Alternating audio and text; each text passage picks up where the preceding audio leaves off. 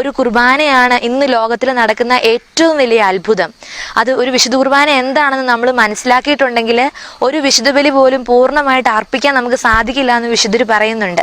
അപ്പം ഈ ഒരു അനുഭവത്തിലേക്ക് നമ്മളെ വളർത്തണമെന്ന് ആദ്യം തന്നെ നമുക്ക് ആഗ്രഹിക്കാം. ഏതൊരു കാര്യത്തിലും നമുക്ക് ആദ്യം ദൈവം നമ്മളിൽ നിന്ന് പ്രതീക്ഷിക്കുന്നത് ഒരു തീവ്രമായ ആഗ്രഹമാണ്. ഈ ആഗ്രഹത്തിൽ നിന്നാണ് ദൈവത്തിന് നമ്മുടെ ഉള്ളിലേക്ക് കടന്നു വരാനായിട്ട് സാധിക്കുന്നത്. നമ്മളെ വ്യക്തിപരമായി അറിഞ്ഞ് ആഴമായി സ്നേഹിച്ചുകൊണ്ട് കാത്തിരിക്കുന്ന ഒരാളാണ് നമുക്ക് വേണ്ടി സക്രാരിയിലുള്ളത്. നമ്മളെപ്പറ്റി മാത്രം ചിന്തിക്കാനും നമ്മൾ കടന്നു വരണമെന്ന് ആഗ്രഹിച്ചുകൊണ്ട് നമ്മളെപ്പറ്റി ഓർത്തുകൊണ്ടിരിക്കാനും മാത്രം സമയമുള്ളൊരു ദൈവമാണ് നമുക്കുള്ളത്.